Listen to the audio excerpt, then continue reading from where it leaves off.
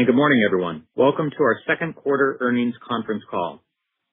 Before we begin, I'd like to remind everyone that during this call, we may be making certain comments that constitute forward-looking statements. These statements are subject to numerous risks and uncertainties that could cause actual results to differ materially. For information concerning these risks, see Watts' publicly available filings with the SEC. The company undertakes no obligation to update or revise any forward-looking statements, whether as a result of new information, future events, or otherwise. Today's webcast is accompanied by a presentation, which can be found in the Investor Relations section of our website. We will reference this presentation throughout our prepared remarks. Any reference to non-GAAP financial information is reconciled in the appendix to the presentation. With that, I will turn the call over to Bob. Thank you, Ray, and welcome to your first earnings call with Watts. Good morning, everyone. Please turn to slide 3 and I'll provide an overview of the second quarter. We delivered another quarter of better than expected results, including record sales, operating income, and earnings per share. I'd like to thank the entire Watts team for their dedication and contributions, which made these results possible. Organic sales rose 12% in the quarter as we benefited from strong growth in data centers and favorable price, as well as pull forward demand, partly offset by our 80/20 rationalization program. Adjusted operating margin was 21%, down 60 basis points, primarily reflecting the anticipated dilution from recent acquisitions and a difficult comparison against a one-time price cost benefit in the prior year that we discussed last quarter. Even with those headwinds, margin performance was better than expected due to favorable price, volume leverage, and productivity. Our balance sheet remains strong and provides ample capacity to support our disciplined capital allocation strategy.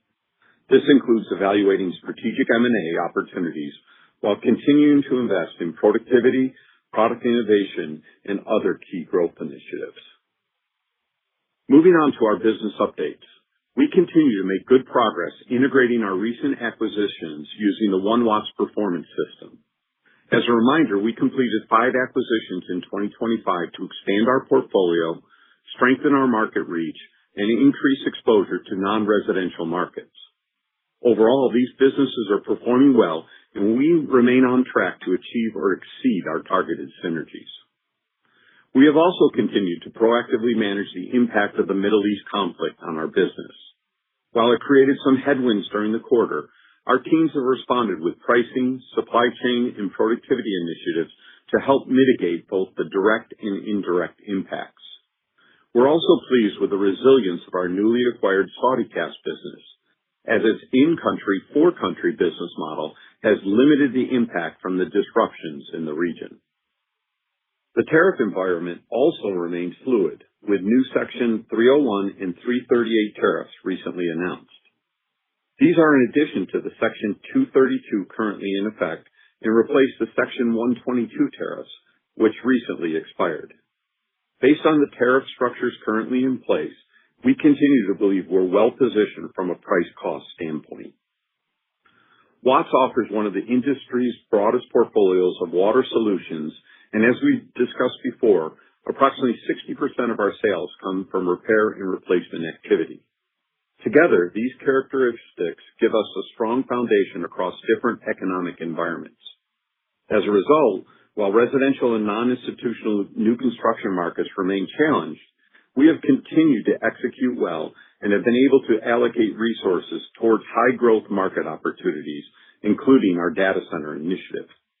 We continue to see accelerated demand in data center cooling applications, and while data centers remain a relatively small part of our overall business today, we're encouraged by the momentum we're seeing. I'll provide more of an update on our data center initiatives in a few moments.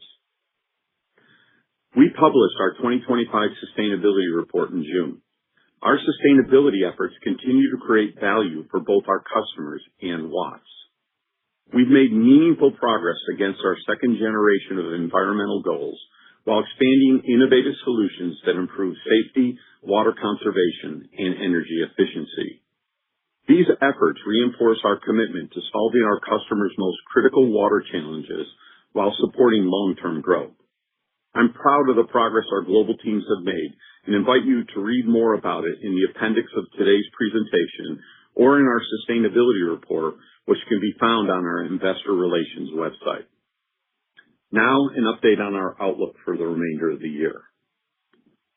Due to our strong first half and our expectations for the third quarter, we are increasing our full-year sales and margin outlook. Data center growth, price realization, and performance in Europe and APMEA are all better than expected versus the outlook we provided in May. However, we do continue to see weakness in some of our macro indicators. Inflation measures and commodity prices are persistently higher compared to earlier this year. In addition, the market outlook for interest rates has shifted, with expectations of no further rate reductions throughout the rest of the year. These factors are compounded by continued uncertainty around trade policies and geopolitical disruptions, especially the ongoing Middle East conflict. As a result, we continue to expect softness in residential and non-institutional new construction markets. Next, please turn to slide 4 for an update on our data center growth initiative. In the second quarter, our data center sales more than tripled compared with the prior year, reflecting continued strong demand for our cooling solutions, including our recently launched CoolVault thermal storage tanks. Through the first 6 months of 2026, our data center sales represented 8% of total sales, including some of the pull forwards I mentioned earlier, which Diane will discuss in more detail. We estimate our served addressable market is approximately $2 billion. This is based on our view of the global market opportunity, including regions beyond China and North America, the double-digit growth rate of the market, and also the trend towards more liquid cooling solutions. As liquid cooling adoption continues to increase, we're also seeing greater content opportunities per megawatt than the traditional air-cooled systems. Because this is a project-based business, the timing and volume of sales will be more variable than in some of our other markets. This can have an impact on our quarterly outlook, as we saw with customer-driven pull forward in Q2. Our expanding global data center organization, along with investments in new product launches, have been paying off, and we feel confident in our ability to scale with our customers. We now expect data center sales for the full year to represent mid to high single digits as a percentage of overall company sales, compared with just 3% of sales last year. We've been growing faster than the market based on our ability to serve our customers and deliver quality products while continuing to develop strong relationships with contractors, OEMs, and hyperscalers. Data centers continue to represent one of our most attractive growth opportunities. With that, let me turn the call over to Diane, who will address our second quarter results and our third quarter and full year outlook. Diane? Thank you, Bob, and good morning, everyone. Please turn to slide 5, which highlights our second quarter results. Sales increased to $763 million, reflecting a 19% increase on a reported basis and a 12% increase organically, both better than expected. Growth was driven by price and volume, including the benefit of growth in data center sales and pull-forward sales from the third quarter, which more than offset the impact of our 80/20 rationalization initiative. The Americas region delivered strong organic growth of 12% and reported growth of 17%, both better than expected, driven mainly by price and volume, largely from data center sales. The region also saw some pull-forward demand from wholesale customers of approximately $10 million, ahead of our SAP implementation at the end of June at our largest site, as well as approximately $5 million of pull forward of data center project sales, which shipped earlier than planned. Our 80/20 product rationalization initiative resulted in a reduction of sales of approximately $8 million, or a 1% impact on organic growth. Acquisitions accounted for $28 million in sales, contributing 6 points to the Americas reported growth. In Europe, organic sales rose 9%, while reported sales increased 12%. Organic growth stemmed from favorable pricing and higher volumes, particularly in our HVAC business, while reported sales also benefited from positive foreign exchange. Our 80/20 product rationalization resulted in a decline of sales of roughly $1 million, or a 1-point impact on organic growth. In APMEA, organic sales grew 31%, driven by an increase in data center sales in China, partly resulting from approximately $5 million of pull forward of several data center projects, which shipped early due to customer requirements, which more than offset the headwinds from the Middle East conflict. Acquisitions added 17%, and favorable foreign exchange contributed 9% for total reported sales growth of 57%. Adjusted EBITDA totaled $177 million, an increase of 15%, with an adjusted EBITDA margin of 23.1%, down 70 basis points year-over-year. Adjusted operating income of $160 million increased 15%, and adjusted operating margin decreased 60 basis points to 21%. The margin declines were primarily driven by the expected acquisition dilution of 70 basis points, the difficult comparison to the prior year tariff-related price-cost benefit, and inflation. This decline was partially offset by favorable price, volume leverage, and productivity gains. Segment margins were as follows. Americas decreased 150 basis points to 25.7%, while Europe increased 160 basis points to 13.3%, and APMEA increased 100 basis points to 19.9%. Adjusted earnings per share were $3.66, representing 18% year-over-year growth, with operational performance, acquisitions, tax, and foreign exchange driving the majority of the increase. The adjusted effective tax rate in the quarter was 23.1%, favorable by 210 basis points compared to the second quarter of 2025, primarily due to a non-recurring tax benefit from the reversal of a prior year tax liability. Our free cash flow year-to-date was $98 million, compared to $105 million in the same period last year. The cash flow decrease is primarily due to an increase in accounts receivable due to higher sales and our strategic investment in inventory. We expect seasonal sequential improvement in the second half of the year and are on track to achieve our full-year goal of free cash flow conversion greater than or equal to 90% of net income, as previously communicated. The balance sheet remains strong and provides us with good flexibility to execute on our capital allocation priorities. Our net debt to capitalization ratio at quarter end was negative 12%, and our net leverage is negative 0.4. On slide 6, we'll review our outlook for the third quarter and full year 2026. As Bob mentioned, we are raising our full year sales and margin outlook. This is based on a strong first half and our third quarter outlook. This updated guidance assumes there is no change in the current status of the Middle East conflict. We are also assuming that there are no further changes to the tariff structure that is currently in place. And we are also not including any potential IEEPA tariff refunds in our outlook, and any refunds received in future periods will be treated as non-recurring special items and will therefore not be included in our adjusted results.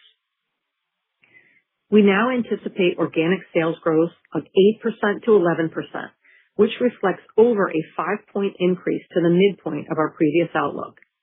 Excluding the impact of our ongoing 80/20 product rationalization, our organic sales growth would be approximately 1 point higher. Our reported sales are now expected to be up 14% to 17%. Regionally, organic sales in the Americas are now expected to increase by 9% to 12%, driven by price and volume, especially within data centers, more than offsetting anticipated 80/20 product rationalization headwinds of $25 to $26 million. In Europe, organic sales are now projected to increase by 1 point to 4 points, as favorable price and volume are partly offset by $6 to $8 million in 80/20 product rationalization.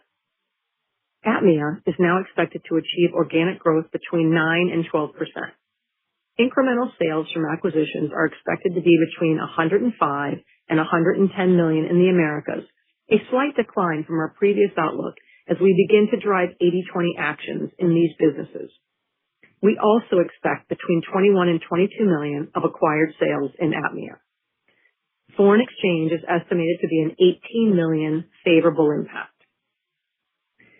We are raising our full-year adjusted EBITDA margin outlook to a range of up 20 to up 80 basis points, which is a 60 basis point increase in the midpoint of our previous outlook. We are also raising our full-year adjusted operating margin expansion to a range of up 20 to up 80 basis points, which is a 70 basis points higher than the midpoint of our previous outlook. Margin expansion continues to come from price, volume leverage, and productivity, which more than offset higher inflation and 50 basis points of acquisition dilution. Regionally, America's segment margin is now anticipated to range from a decrease of 20 basis points to an increase of 40 basis points, largely overcoming approximately 100 basis points of acquisition dilution. Europe's segment margin is now expected to increase 20 to 80 basis points based on strong price and productivity, which includes the expected benefits from our France restructuring program. APMEA's segment margin is forecasted to increase by 30 to 90 basis points. This guidance assumes no changes to the current tariff environment. Our free cash flow expectation remains in line with our previous outlook, and we expect to deliver free cash flow conversion of greater than or equal to 90% of net income. Next, a few items to consider for the third quarter. Reported sales are expected to increase by 11 to 14%, with organic sales up 5 to 8%. We anticipate high single-digit to low double-digit growth in the Americas, which is sequentially lower than the second quarter due to the pull-forward demand previously discussed and the sequential decline in price as we comp prior year price increases.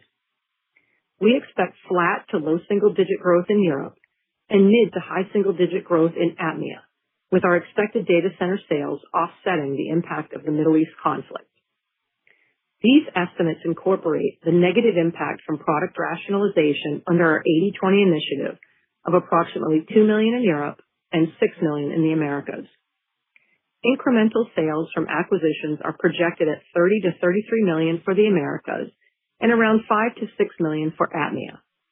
We also estimate an unfavorable foreign exchange impact of approximately $3 million.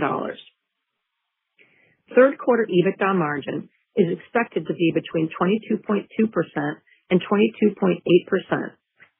Operating margin is expected to be between 19.8% and 20.4%. Across all regions, price and volume leverage are anticipated to be partly offset by higher inflation and acquisition dilution of approximately 50 basis points. Additional key assumptions for the third quarter and full year are available in the appendix of the earnings presentation. With that, I'll turn the call back over to Bob before moving to Q&A. Bob? Thanks, Diane. To wrap up, we delivered another strong quarter with record sales, operating income, and EPS. As we've discussed throughout the call, data centers are an important growth opportunity and also a good example of how we are successfully targeting additional growth markets. At the same time, our diverse market exposure and significant repair and replacement business continue to provide a consistent foundation for revenue and cash flow generation across different economic conditions. Based on our strong first half performance and third quarter expectations, we are increasing our full year sales and margin outlook. We are monitoring the macro environment, including tariffs, interest rates, and geopolitical developments, and we believe we are well positioned to navigate those uncertainties. Our balance sheet is strong and our cash flow is healthy, and we have ample flexibility to support our disciplined capital allocation priorities. We'll continue to deploy capital to high return opportunities that will help us deliver sustainable, profitable growth and create value for our shareholders. With that, operator, please open the lines for questions. Thank you. We will now begin the question and answer session. If you have dialed in and would like to ask a question, please press star 1 on your telephone keypad to raise your hand and join the queue. If you would like to withdraw your question, simply press star 1 again. If you are called upon to ask your question and are listening via speakerphone in your device, please pick up your handset to ensure that your phone is not on mute when asking a question. We do request for today's session that you please limit to one question and one follow-up question only. Thank you. Our first question comes from the line of Andrew Creel with Deutsche Bank. Your line is open. Hi, thanks. Good morning, everyone. Morning. Good morning, Andrew. I want to first on data centers. Could you just give some more color on why the TAM expanded or doubled from $1 billion you were saying pretty recently to $2 billion so quickly? Does this include the opportunity in Europe, or would that be incremental to this $2 billion? And on Europe, have you made any data center sales there, or is that in the forward look? Thanks. Yeah. So we've been fine-tuning that analysis really where we increased it from 1 to 2 billion. And yes, we added Europe inside of that, and we have been selling some small, some business inside of Europe. But look at, in my prepared remarks, I talked about some of the shift towards liquid cooling, some of the growth we're seeing, and then adding our thermal storage tank with our cool vault. So again, refining it more of a global number now versus just a APMEA North America number. Thanks. That's helpful. And then related topic for the data centers, can you give us some color on how hard that you're running your manufacturing sites? I noticed the CapEx in the guide moved modestly higher. Is it fair that's all related to data centers? And are we ever going to get to a point where there needs to be a more major footprint expansion? Thanks. Yeah, so you're correct. We did expand our CapEx, and that is directly related to some of the additions we're doing at both our sites in North America as well as inside of China, as well as we're growing our global supply chain. So the teams are really focused on that, and we're adding shifts where we need to. But, as we look for the future here, we'll adjust our CapEx accordingly. But we're not seeing huge CapEx, and we're really focused on our existing facilities and some of our new acquisitions. Superior Boiler, for example, is making some of those cool tanks. So we're adjusting their capabilities inside their factories to allow them to continue to expand and leverage their capacity that they have. Great. Thank you. Thank you. Our next question comes from the line of William Griffin with Barclays. Your line is open. Hi, good morning, and thanks for the time here. Good morning. I guess just to start here on data centers, maybe not surprisingly, but it feels like growth has been much stronger even than maybe your own internal expectations. Just curious if you could provide a little more color here on where you're seeing the most success. How has adoption been of new products as you roll those out? And could you give us a flavor of sort of what maybe products are in development, what could be next, and how could that continue to drive growth in this customer segment?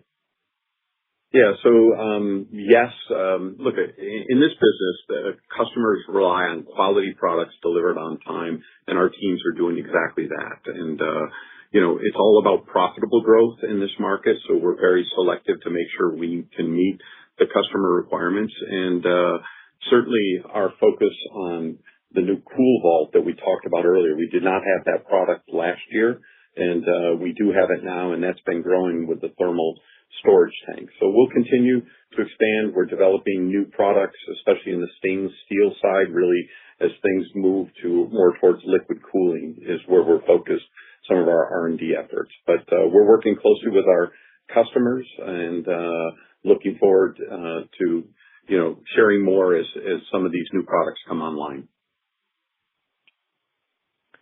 Appreciate that. And then I think the guidance encompasses mid to high single-digit revenue mix for data centers. What sort of puts and takes, I guess, or how are you thinking about what would drive you to the low end versus the high end of that range, and what is your visibility into the second half? I know you talked about this being a project-based business, so maybe it's some of that, but we'll just be curious there for some more color. Yeah, this is a really lumpy business. Project, as Diane talked earlier about it, we had customers move different projects around, and they accelerated some of our products and delayed some other projects that we weren't on. So it is lumpy. We have clearer visibility on construction schedules for Q3. Gets a little tougher in Q4 because some of these delays could push some of the projects out or in. So again, we monitor that very closely.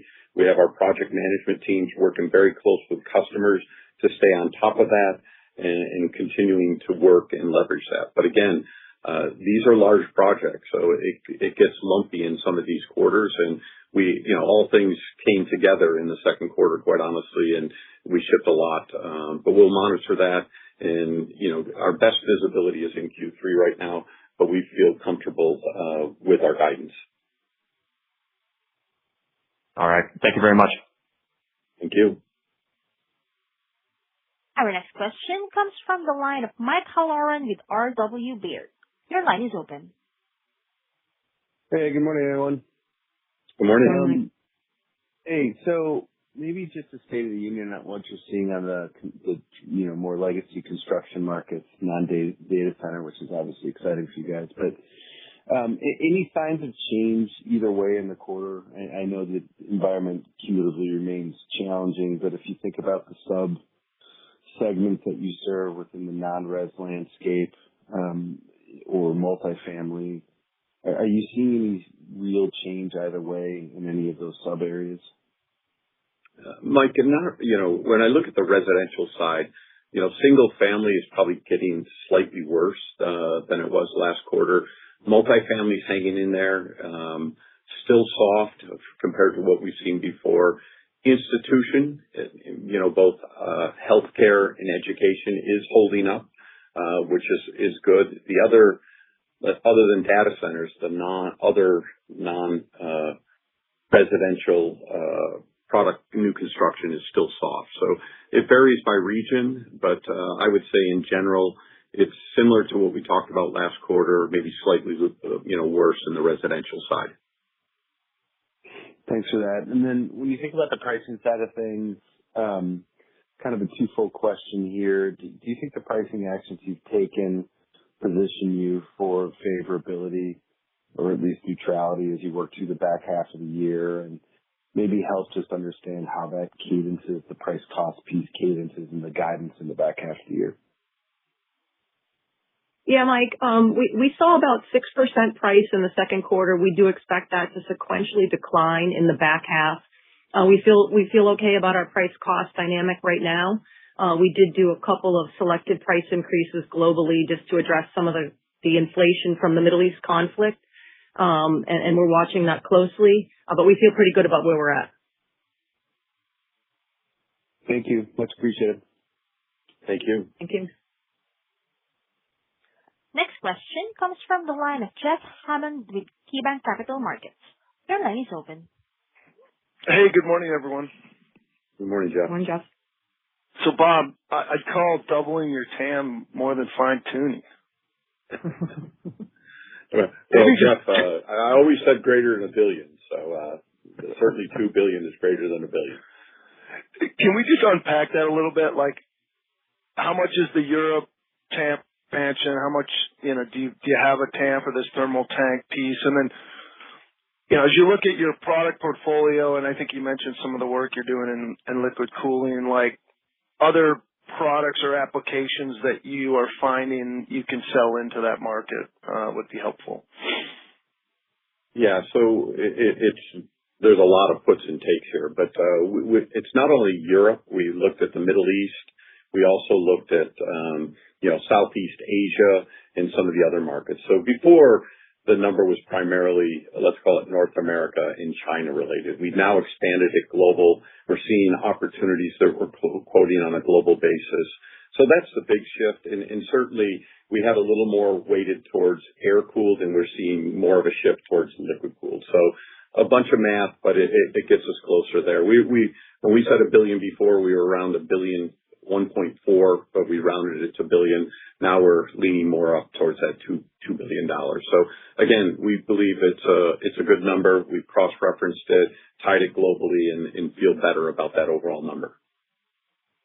Okay, you think of the thermal tank TAM and then, other products that you can pull in. I want to say you've mentioned Easy Water in the past, a newer acquisition. Yeah, the thermal tanks is a part of that, especially in the liquid cooling side of that. Each customer is different in how they're using thermal storage tanks, and we are leveraging our superior boiler because they had the ability to make large custom boilers, and they have the capacity to do these very large tanks. as well as what we can do in our Texas location. So again, those are opportunities. We've seen some really strong success, especially in Q2, in winning some projects that we have visibility through the rest of this year on that market.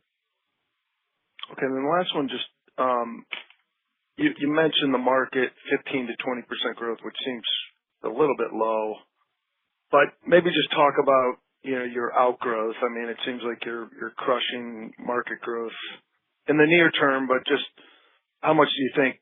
What do you think your data center business can grow at versus that 15 to 20? Yeah. So prior to this, I go back to that cool vault and those thermal storage tanks. We're shipping a lot more of that than we had last year. We didn't ship any last year, quite honestly. So as we're looking at that, we are outgrowing the market from that point of view because of our new product development. And as I said earlier, we're focused on profitable growth. There's more activity you can get, but we're driving profitable growth. We're being disciplined and making sure we can meet the customer demand. So although the market might be growing, we're going to focus on the more profitable side of that market where the people and our customers trust our quality and on-time delivery and value that. So again, that's where we're focused and why we believe that number is the right number for us to look at. Okay. Thanks for the time, Bob. Thank you. Our next question comes from the line of Brian Lee with Goldman Sachs. Your line is open.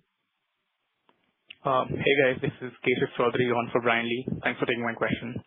Good morning. So earlier this year, you had mentioned that Asia Pacific used to be the leader for your data center business, and then America has accounted for more than half of the revenue. With the high growth highlighted in the Q2 for China data center demand, can you update us on the geographic mix and how you expect it to evolve over the next 12 months to maybe 24 months?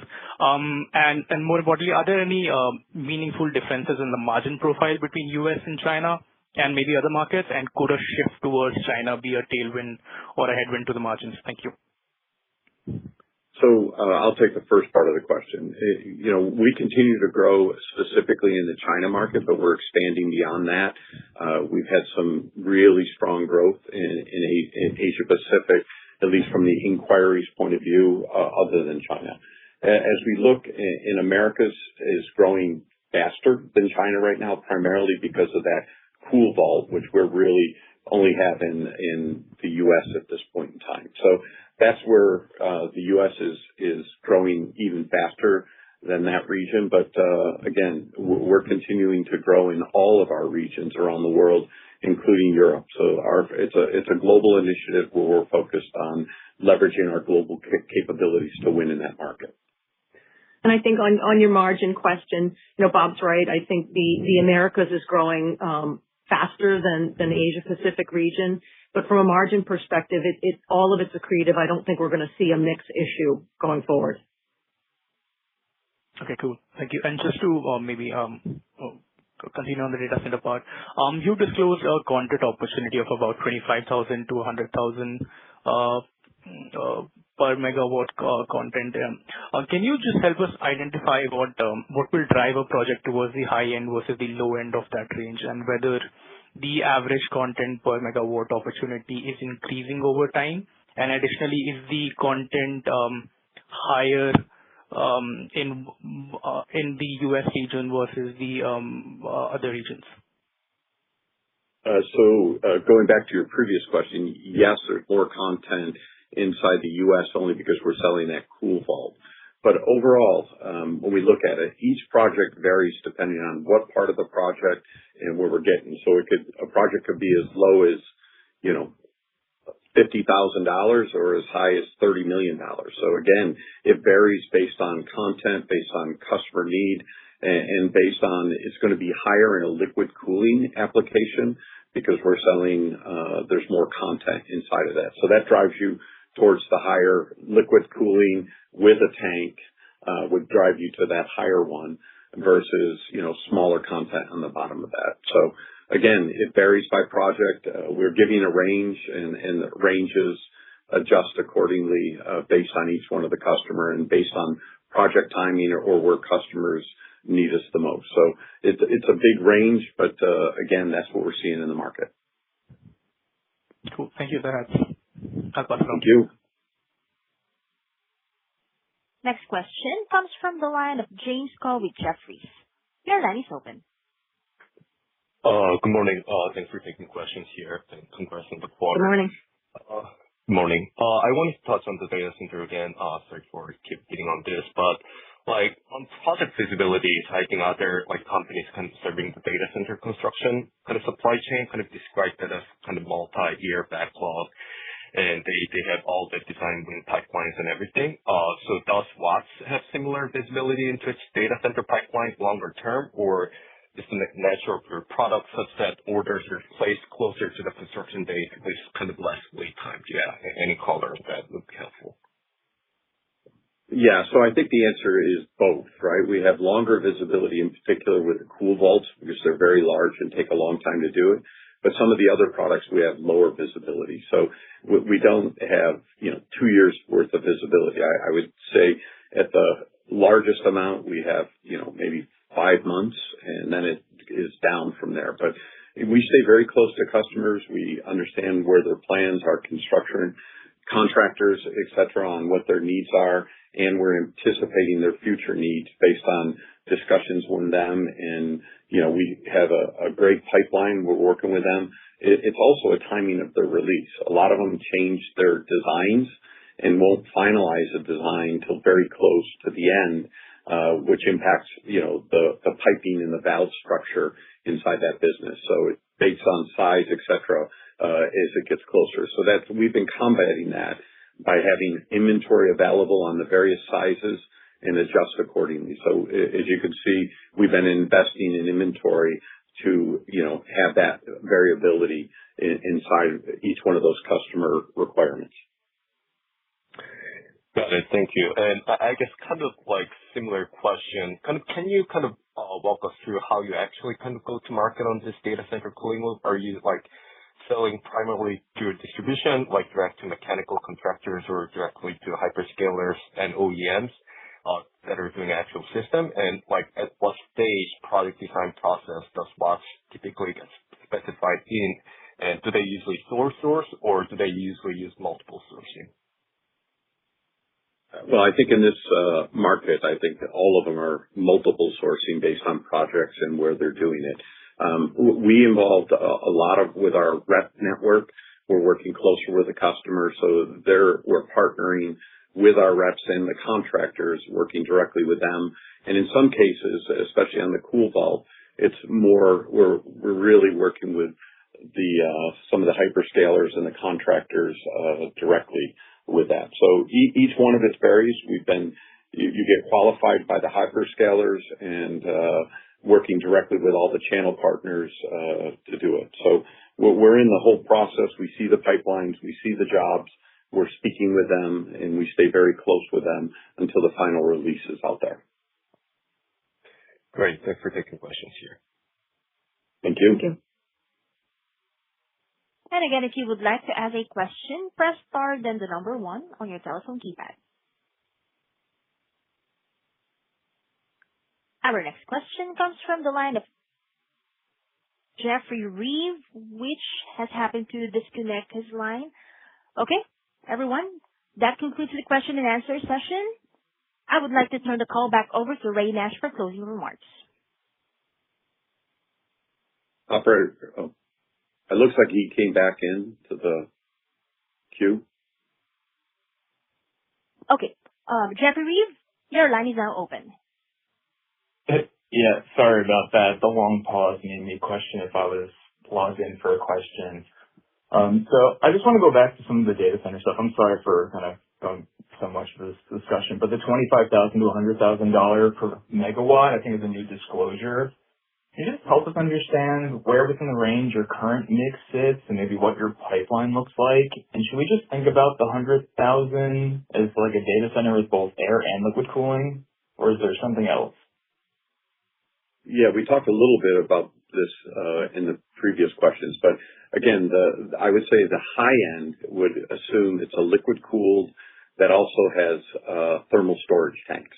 So that's on the high end and very high end. I would say the answer is always in between some of those numbers. I see that's kind of where we're seeing a lot of these. But again, every project's different. These are just general discussions. We've had a lot of inquiries over the past quarter, people asking us, could you quantify this for us? So we did our best job of doing it.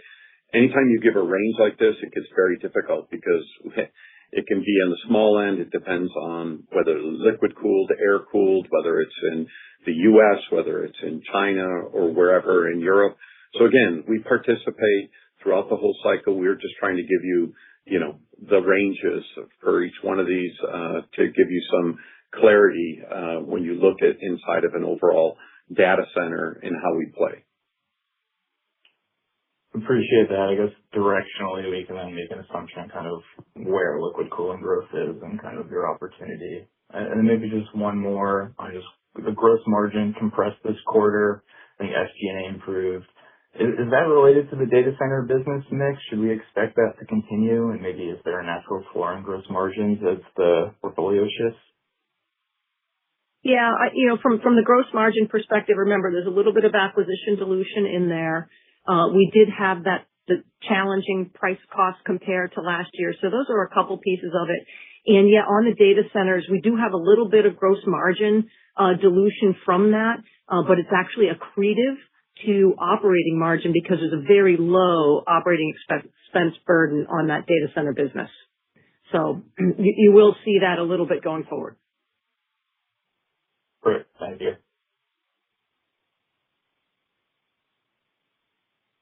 There are no further questions at this time. I would like to turn the call back over to Ray Nash for closing remarks. Thank you, operator. Thank you for joining us today. We appreciate your continued interest in Watts and look forward to speaking with you again during our third quarter earnings call in early November.